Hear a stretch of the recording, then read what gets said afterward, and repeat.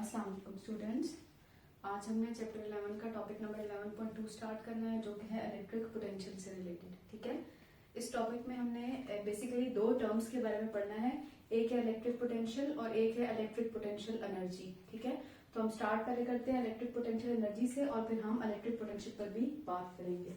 सो अगर हम electric potential energy को देखें तो सबसे पहले तो हमें ये पता होना चाहिए कि एनर्जी जो है वो बेसिक फॉर्म्स ऑफ एनर्जी जो है ना वो दो होती हैं। एक होती है काइनेटिक एनर्जी जो कि बनती है मोशन की वजह से या मूवमेंट की वजह से, जो एनर्जी किसी भी ऑब्जेक्ट में प्रोड्यूस होती है स्टूडेंट्स, उसे हम कहते हैं काइनेटिक एनर्जी। और दूसरी होती है पोटेंशियल एनर्जी जो कि पोजीशन की वजह से, या आपने मैट्रिक में पढ़ा होता है कि हाइट का फैक्टर अचीव होने की वजह से या अटेन होने की वजह से जो एनर्जी बनती है उसे हम पोटेंशियल एनर्जी का नाम दे रहे होते हैं। ठीक है, तो देखिए इलेक्ट्रिक पोटेंशियल एनर्जी है, इसका मतलब है जाहिर बात है हम चार्ज की पोजीशन को चेंज करने की बात कर रहे होंगे ना, तो जब चार्ज की पोजीशन को चेंज करेंगे, कम या ज्यादा करेंगे, तो फिर उस केस में जो पोटेंशियल एनर्जी बनेगी उसको हम इलेक्ट्रिक पोटेंशियल एनर्जी कहेंगे। और हाइट को कम करेंगे तो इलेक्ट्रिक पोटेंशियल एनर्जी कम हो जाएगी और ज्यादा करेंगे तो इलेक्ट्रिक पोटेंशियल एनर्जी ज्यादा हो जाएगी। ठीक है, तो इस बात को समझने के लिए मैं आपको एक कॉमन सी एग्जांपल देती हूँ कि apart from electric potential energy कोई भी पोटेंशियल एनर्जी है उसको अंडरस्टैंड करने के लिए लेट्स सपोज देखिए फॉर एग्जांपल ये हमारे पास ग्राउंड है और आप जो है वो ग्राउंड से ना एक बॉल को ऊपर की तरफ फेंकते हैं। ठीक है, ये बॉल को आप ऊपर की तरफ फेंकते हैं। अब देखिए बॉल यहाँ से मूव करके और इतनी हाइट कवर करके और इस पॉइंट बी पर चली जाती है, ये यहाँ पर बॉल चली जाती है। अब देखिए हमें पता होता है ना कि क्योंकि यहाँ पर हाइट ज्यादा हुई है तो इस जगह पर बॉल के पास जो पोटेंशियल एनर्जी है वो मैक्सिमम होगी। ठीक है, और हमें ये भी पता होता है कि force of gravity downward direction में एक्ट करती है। इसका मतलब है हाइट पर पहुंचने के बाद बॉल फोर्स ऑफ ग्रेविटी की वजह से नीचे आना शुरू करती है, और जब बॉल नीचे आना शुरू करती है तो देखिए पॉइंट टू पॉइंट हाइट कम हो रही है, तो यहाँ पर आने के बाद उसकी पोटेंशियल एनर्जी बिल्कुल जीरो हो जाती है। ठीक है, इस केस में जो एनर्जी है इसे हम ग्रेविटेशनल पोटेंशियल कहते हैं, बिकॉज बॉल ग्रेविटी की वजह से नीचे मूव करके आ रही है। ऐसा ही है ना। अब इसी बात को अगर हम इलेक्ट्रिक पोटेंशियल के साथ रिलेट करके अंडरस्टैंड करने की कोशिश करें तो देखिए हमारे पास ये दो मेटल प्लेट्स है ना, ये एक मेटल प्लेट है स्टूडेंट्स, इसके ऊपर सारा का सारा पॉजिटिव चार्ज स्प्रेड हुआ है। ठीक है, और ये दूसरी मेटल प्लेट है जिसके ऊपर स्टूडेंट्स सारा का सारा नेगेटिव चार्ज स्प्रेड हुआ है। ठीक है, और हमें पता है कि जी इलेक्ट्रिक फील्ड लाइंस की जो डायरेक्शन होती है वो पॉजिटिव से नेगेटिव की तरफ होती है, यानी कि इलेक्ट्रिक फील्ड लाइंस हमेशा पॉजिटिव चार्ज से निकलती हैं स्टूडेंट्स और नेगेटिव चार्ज की तरफ जाती हैं। ये बात हमने अपने पिछले चैप्टर में इलेक्ट्रोस्टैटिक्स में पढ़ी थी। ठीक है, अच्छा अब देखिए ये भी हमें हमारे प्रीवियस नॉलेज में पता होता है कि जो पॉजिटिव चार्ज है ये हम कहते हैं कि ये हायर पोटेंशियल होता है और जो नेगेटिव चार्ज है ये हमारे पास लोअर पोटेंशियल को रिप्रेजेंट कर रहा होता है। ठीक है, अब अगर आपने कोई भी टेस्ट चार्ज Q नॉट यहाँ पर रखा है तो ये चार्ज हायर पोटेंशियल से लेकर लोअर पोटेंशियल की तरफ तो स्टूडेंट्स खुद ब खुद मूव करेगा। ठीक है, लेकिन इस केस में भी चार्ज पार्टिकल की चूंकि पोजीशन चेंज हुई है तो इस चार्ज पार्टिकल की जो एनर्जी होगी इसे हम इलेक्ट्रिक पोटेंशियल कहेंगे। लेकिन अगर आपने चार्ज पार्टिकल को लोअर पोटेंशियल से यानी कि यहां से इस तरफ को मूव करवाना है तो हमें कुछ ना कुछ एक्सटर्नल फोर्स अप्लाई करनी पड़ेगी स्टूडेंट्स, या हमें कुछ ना कुछ एक्सटर्नल वर्क डन पर यूनिट चार्ज करना पड़ेगा। तो ये जो हम चार्ज पार्टिकल को लोअर पोटेंशियल से हायर पोटेंशियल पर लेकर जाने के लिए वर्क डन पर unit charge against the direction of electric field कर रहे होते हैं, इसको हम कहते हैं कि this is electric potential energy of the charge particle. बात समझ में आ गई आपको कि डिफाइन आप कैसे करेंगे यहां से कि इलेक्ट्रिक पोटेंशियल एनर्जी है क्या, वर्क डन पर यूनिट चार्ज है। और कौन सा वर्क डन पर यूनिट चार्ज, कि जब आप चार्ज पार्टिकल को इलेक्ट्रिक फील्ड की डायरेक्शन ये है, charge particle against the direction of electric field move कर रहा है स्टूडेंट्स, तो ये जो वर्क डन पर यूनिट चार्ज होता है when it is moving against the direction of electric field, तो हम इस वर्क डन पर यूनिट चार्ज को कह रहे होते हैं this is electric potential energy. ठीक है, तो मैं फिर इसको प्रॉपरली डिफाइन कर देती हूँ। तो हम कहते हैं it is the amount of work done पर unit charge which is moving against the direction of electric field. ठीक है, और स्टूडेंट्स ये जो इलेक्ट्रिक पोटेंशियल एनर्जी है हम जो है वो उसको यू से रिप्रेजेंट कर रहे होते हैं. ठीक है, सिंबॉलिक जो रिप्रेजेंटेशन है इसकी वो इलेक्ट्रिक पोटेंशियल एनर्जी को हम यू से रिप्रेजेंट कर रहे होते हैं. ठीक है, अगर हम यूनिट्स की बात करें तो चूंकि ये एनर्जी है तो इसका जो यूनिट है वो जाउल होता है. ठीक है, और अगर हम स्केलर वेक्टर में बात करें तो फिर it is a scalar quantity. ठीक हो गया. अब देखिए इस चार्ज पार्टिकल के ऊपर जो आप वर्क डन कर रहे होते हैं वो कैसे आएगा कि हमारे पास वर्क डन का जो फॉर्मूला है ना वो होता है फोर्स इनटू डिस्प्लेसमेंट. अब हम कहते हैं कि जो चार्ज पार्टिकल इस पॉइंट से इस पॉइंट पर मूव करके आ रहा है तो ये सम डिस्प्लेसमेंट एस कवर कर रहा है. ठीक है, और हम इस पर एक फोर्स लगा रहे हैं एफ. ठीक है, उस फोर्स की वैल्यू क्या होगी तो हमें पता है कि इलेक्ट्रिक फील्ड होती है फोर्स पर यूनिट चार्ज. तो एफ जो है वो ई क्यू के इक्वल होगा, यानी कि ये जो फोर्स है ये ई क्यू होगी. तो जब आप यहाँ पर पुट करेंगे तो हमारे पास वर्क डन की क्या वैल्यू आएगी, work done is equal to force जो है वो है ई क्यू और डिस्प्लेसमेंट कवर्ड जो है वो एस है. तो जो हमारे पास वर्क डन बनेगा that becomes e q s. ठीक है, ये सिंपल सी हमारा टॉपिक था, बेसिक सी बात थी. आपकी बुक में इसी बात को उसने बार बार डिफरेंट वर्ड्स में एक्सप्लेन किया हुआ. ठीक है, बस आपने ये बेसिक बातें याद रखनी है कि इलेक्ट्रिक पोटेंशियल एनर्जी भी बिल्कुल ग्रेविटेशन पोटेंशियल या इलास्टिक पोटेंशियल एनर्जी की तरह है. और पोटेंशियल एनर्जी होती क्या है कि पोजीशन या हाइट के चेंज होने की वजह से जो एनर्जी बनती है स्टूडेंट्स उसको हम पोटेंशियल एनर्जी कहते हैं. अब यहाँ पर हम इलेक्ट्रिक पोटेंशियल की बात करें यानी कि हम चार्ज पार्टिकल के मूवमेंट्स की बात करें कि पॉजिटिव चार्ज के मूव करने से या नेगेटिव चार्ज के मूव करने से या उनकी पोजीशन के चेंज करने से जो एनर्जी बनेगी उसे हम इलेक्ट्रिक पोटेंशियल एनर्जी कहेंगे. सिंपलेस्ट फॉर्म या सिंपलेस्ट डेफिनेशन हमारे पास ये है. ठीक है, उसी कॉन्सेप्ट को हमने जरा थोड़ा डिटेल से पढ़ा कि वर्क डन पर unit charge which is moving against the direction of electric field. इस चार्ज पार्टिकल पर जो हम वर्क डन कर रहे होते हैं that is known as potential energy. ठीक है, और ये जो वर्क डन है इसको हमने मैथमेटिकली कैलकुलेट किया तो इस वर्क डन की वैल्यू जो है वो मिलती है ई क्यू एस. ठीक है, इससे पहले कि हम इलेक्ट्रिक पोटेंशियल पर चले पहले हम इसको बुक से पढ़ लेते हैं कि हमारी बुक इसके बारे में क्या कह रही है. देन जो है वो हम इलेक्ट्रिक पोटेंशियल पर बात करते हैं. अगर आप अपनी बुक देखेंगे ना स्टूडेंट्स पेज नंबर 197 है तो पेज नंबर 197 पर उसने आपको बताया है कि before discussion of electric potential the concept of electric potential energy should be cleared. Electric potential को पढ़ने से पहले इलेक्ट्रिक पोटेंशियल का कांसेप्ट क्लियर होना चाहिए. Any charged particle experience a force when it moves within the domain of constant electric field that is F is equals to QE. ये देखिए ये हमें constant electric field मिल रही है. ठीक है, तो वो आपको बता रहा है कि जब भी कोई चार्ज पार्टिकल मूव करता है तो उसको एक फोर्स हम अप्लाई करते हैं और वो जो फोर्स है वो E Q के इक्वल होती है. It means that if we want to move any charge carrier within a constant electric field, work is required which change the electric potential energy of the charge carrier similar to the movement of any massive object in the uniform gravitational field require work which changes the potential energy of an object. तो ये आपको ये इनको comparison आपको बता रहा है कि इस केस में भी हमें जो है वो चार्ज पार्टिकल को मूव करवाने के लिए वर्क डन करना पड़ता है. बिल्कुल इसी तरह से कि जैसे आपको ग्रेविटेशन फील्ड में एक मैसिव ऑब्जेक्ट को मूव करवाने नीचे से ऊपर लेकर जाने के लिए एक्सटर्नल वर्क डन करना पड़ता है. बिल्कुल इस तरह यहाँ पर भी हमें एक्सटर्नल वर्क डन करना पड़ता है. यहाँ पे हमें against the direction of gravitational field work done करना पड़ता है. नीचे से ऊपर मूव करवाते हैं जब आप मैसिव ऑब्जेक्ट को यानी कि बॉल को, और यहाँ पर आप जब चार्ज पार्टिकल को against the direction of electric field move करवाते हैं यानी कि नेगेटिव प्लेट से पॉजिटिव प्लेट की तरफ, तो हमें एक्सटर्नल फोर्स या वर्क डन करना पड़ता है. When an object moves naturally, there will be no requirement for the external force, or in other words, no need of expenditure of energy. But when an object moves against natural force, we must require external energy, similar to the concept of electric potential energy. देखिए मैंने आपको पहले भी शायद अगर आपने मेरे lecture सुने हो तो कहीं ना कहीं बताया था, इधर चैप्टर 4 में भी बताया था कि देखें यूनिवर्स में जितनी भी चीजें मूव करती है ना वो हायर पोटेंशियल से लोअर पोटेंशियल की तरफ खुद ब खुद मूव करती है. लेकिन अगर आपने किसी भी चीज को लोअर पोटेंशियल से हायर पोटेंशियल की तरफ लेकर जाना होता है तो हमें फिर उसके लिए some external work done apply करना पड़ता है, परफॉर्म करना पड़ता है.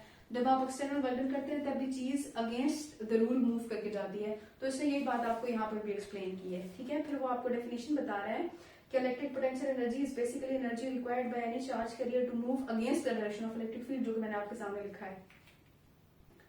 फिर कह रहे हैं let us consider a charge carrier Q experiencing a force F in constant electric field region E. This positive charge will move from left plate to right plate, means from a positive charge plate to a negative charge plate. If the distance covered by the charge is s in the favor of direction of electric field, then work done is, तो मैंने आपको work done calculate करके बताया, तो E Q S जो है वो हमारे पास वर्क डन हो जाएगा, ठीक है। फिर कह रहा था electrostatic force is conservative in nature, so it means that work done on the charge Q does not depend upon the path taken. Basically, charged particle possess electric potential energy when it is placed in electric field, so electric potential energy is the measure of work done to place a charged particle in an electric region from an defined infinite region. के electric potential energy basically work done है जो charge particle को एक point से दूसरे point पर move करवाने के लिए हम अप्लाई कर रहे होते हैं, ठीक है। अच्छा, ये तो बात होगी इलेक्ट्रिक पोटेंशियल की। इस सारी स्टोरी को बुक से रीड करने का मकसद मेरा जस्ट ये है कि जो बातें मैंने आपको एक्सप्लेन की है ना, उन्हीं बातों को डिफरेंट वर्ड्स में बुक में एक्सप्लेन किया हुआ है। तो यही बेसिक बातें जो है वो अगर आप याद रख लेंगे तो फिर आप का जो क्वेश्चन के हवाले से टॉपिक है वो कंप्लीट हो जाएगा।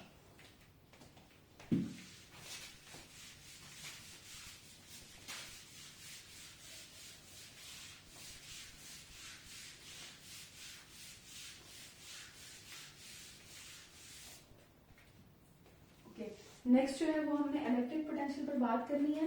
तो इलेक्ट्रिक पोटेंशियल को अगर हम डिफाइन करें तो फिर हम यूं डिफाइन करते हैं कि it is the amount of electric potential energy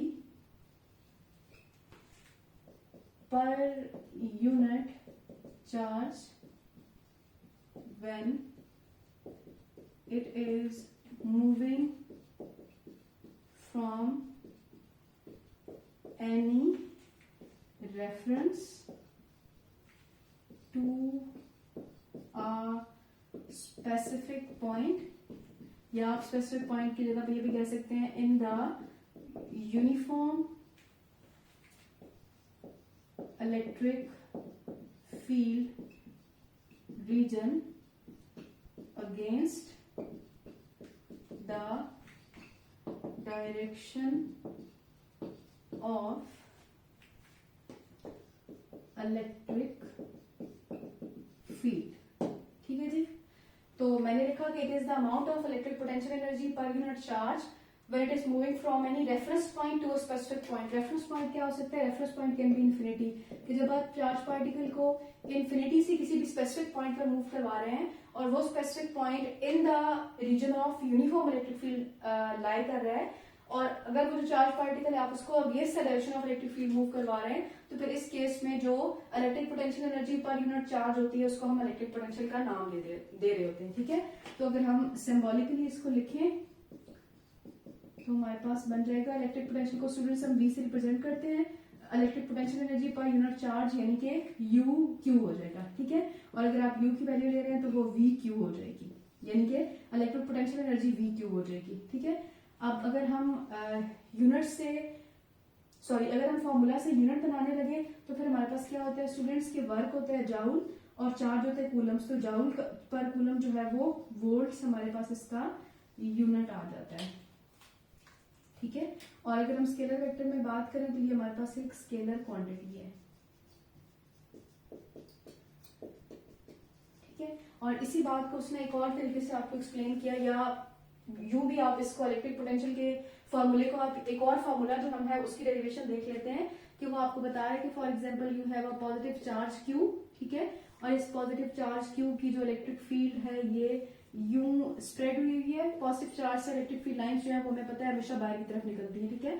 और यहाँ पर आप एक चार्ज ले लेते एक पॉइंट ले लेते हैं A और एक पॉइंट ले लेते हैं B, ठीक है। और वो आपसे कह रहा है कि अगर आपने चार्ज को Q नॉट को, टेस्ट चार्ज को सोर्स चार्ज Q की तरफ मूव करवाना है, तो फिर इस चार्ज पर जितना भी आप वर्क डन करेंगे in moving the charge from point A to source charge Q, तो ये जो वर्क डन पर यूनिट टेस्ट चार्ज होगा इसको हम कहेंगे इलेक्ट्रिक पोटेंशियल, ठीक है। तो स्टूडेंट्स हमारे पास फॉर्मूला होता है V is equal to W dividing by Q।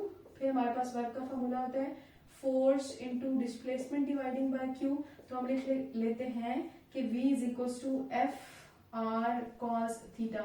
F dot D होता है ना, वर्क का जो फॉर्मूला है वो F डॉट D होता है, डॉट प्रोडक्ट को अगर हम ओपन करें तो कॉस थीटा लगता है, और यहाँ पर जो डिस्प्लेसमेंट है उसको मैंने कहा कि हम आर से रिप्रेजेंट कर रहे हैं, जितना डिस्प्लेसमेंट कवर कर रहा है test charge q not source charge q के पास आने के लिए, उस डिस्प्लेसमेंट को स्टूडेंट्स मैंने आर से रिप्रेजेंट कर दिया। ठीक है, अच्छा आप देखें कि जो इलेक्ट्रिक फील्ड लाइन है इनकी डायरेक्शन वो है, इलेक्ट्रिक फील्ड लाइन जो है वो इस डायरेक्शन में जा रही है स्टूडेंट्स, और जो चार्ज पार्टिकल है वो इस डायरेक्शन में मूव करके आ रहा है। इसका मतलब है कि एंटी पैरेलल है ना, तो ये जो एंटी पैरेलल लाइंस होती है इनके दरमियान में एंगल की वैल्यू 180 डिग्री होती है। ठीक है, तो हमारे पास आ जाएगा F R cause of 180 degree dividing by Q, तो हमारे पास आ जाएगा minus F R dividing by Q. तो हमें पता है कि ये जो एफ बाय क्यू होता है ये ई के इक्वल होता है, तो इलेक्ट्रिक पोटेंशियल के लिए हम जो और फॉर्मूला यूज करते हैं वो V is equal to e r भी हम यूज कर रहे होते हैं। ठीक है, और इस फॉर्मूले के अलावा जो हम इलेक्ट्रिक पोटेंशियल के लिए फॉर्मूला यूज कर सकते हैं वो ये भी होते हैं, electric potential can be written as V is equal to k q dividing by r. ठीक है, और अगर आपके पास एक नहीं बल्कि ज्यादा नंबर ऑफ चार्ज पार्टिकल है तो फिर आप लिख सकते हैं if there are large number of charge particles, तो फिर हम फॉर्मूले को थोड़ा सा चेंज करके किस तरह से लिखते हैं कि V is equal to k summation I is equal to 1 से लेकर n तक q i dividing by r i, यानी कि आई की जो लिमिट है वो पहले चार्ज से लेकर लास्ट चार्ज तक आपने अप्लाई कर दी। ठीक है, और ये जो के है ये कांस्टेंट है, इसकी वैल्यू होती है 9 इंटू 10 रेज़ टू पावर 9। ठीक है, इसके की मैथमेटिकल वैल्यू है।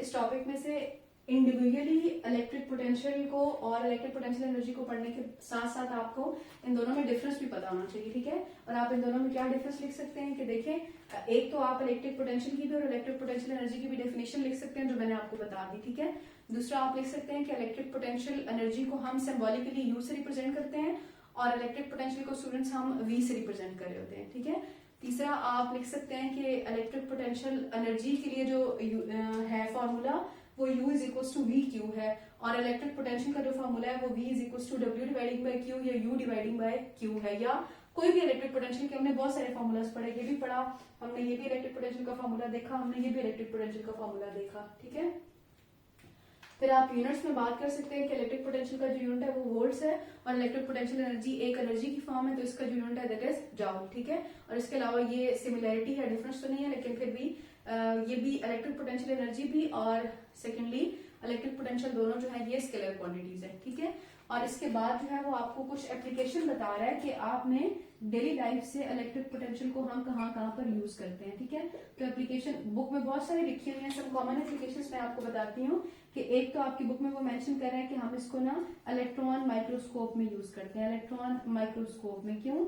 इलेक्ट्रॉन माइक्रोस्कोप में अगर आपने इलेक्ट्रॉन को एक्सेलरेट करवाना है ना, तो एक्सेलरेशन ऑफ इलेक्ट्रॉन के लिए, इलेक्ट्रॉन को एक्सेलरेट करवाने के लिए हम जो है वो इलेक्ट्रिक पोटेंशियल का इस्तेमाल कर रहे होते हैं। ठीक है, नंबर 2 जो है वो हम इसको मॉस्किटो नेट में यूज करते हैं कि मॉस्किटो नेट से होता क्या है कि जो भी उसकी दो प्लेट होती है ना, जो डिवाइस होती है, इलेक्ट्रिक पोटेंशियल की वजह से मॉस्किटो को वो अपनी तरफ अट्रैक्ट करता है, और उन दोनों प्लेट में पोटेंशियल डिफरेंस की वजह से मॉस्किटो जो है वो उनको कुछ ऐसी चीज फील करने को मिलती है कि वो वहीं पर खत्म हो जाते हैं। ठीक है, और थर्ड जो हमारे पास एप्लीकेशन है वो हम इसको डिवाइसेस में इस्तेमाल कर रहे होते हैं, जैसे हमारा फोन है या और जो इलेक्ट्रॉनिक डिवाइसेस होते हैं उसमें हम पोटेंशियल डिफरेंस का इस्तेमाल कर रहे होते हैं। अगर पोटेंशियल डिफरेंस आप ना यूज करें तो जो एनर्जी कन्वर्जन है या एनर्जी का एक फॉर्म से दूसरी फॉर्म में ट्रांसफॉर्म होना है वो without the use of electric potential possible नहीं होता।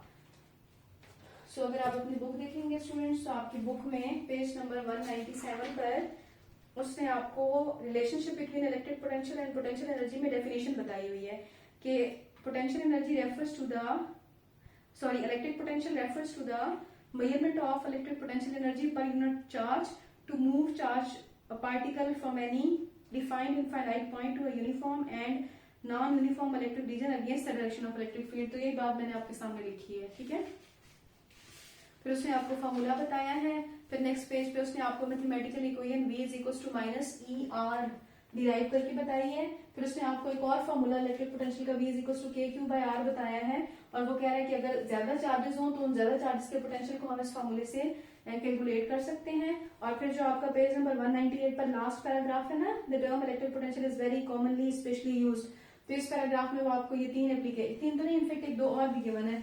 इस पैराग्राफ में वो आपको डिफरेंट एप्लीकेशंस बता रहा है, ये डेली लाइफ एग्जांपल्स बता रहा है कि इनको यूज करके जो है वो या इन एग्जांपल्स में हम इलेक्ट्रिक पोटेंशियल का इस्तेमाल कर रहे होते हैं। नहीं करेंगे तो फिर ये वाले जो सर्टन एप्लीकेशंस है ये पॉसिबल नहीं होती है। ठीक है, सो इस सब के साथ साथ एक तो आपने जो पेपर में आने वाला इंपॉर्टेंट क्वेश्चन है वो डिफरेंस बिटवीन इलेक्ट्रिक पोटेंशियल और इलेक्ट्रिक पोटेंशियल एनर्जी है, वो मैंने आपको बता दिया, आप जो है वो साथ में वो भी प्रिपेयर कर लीजिएगा।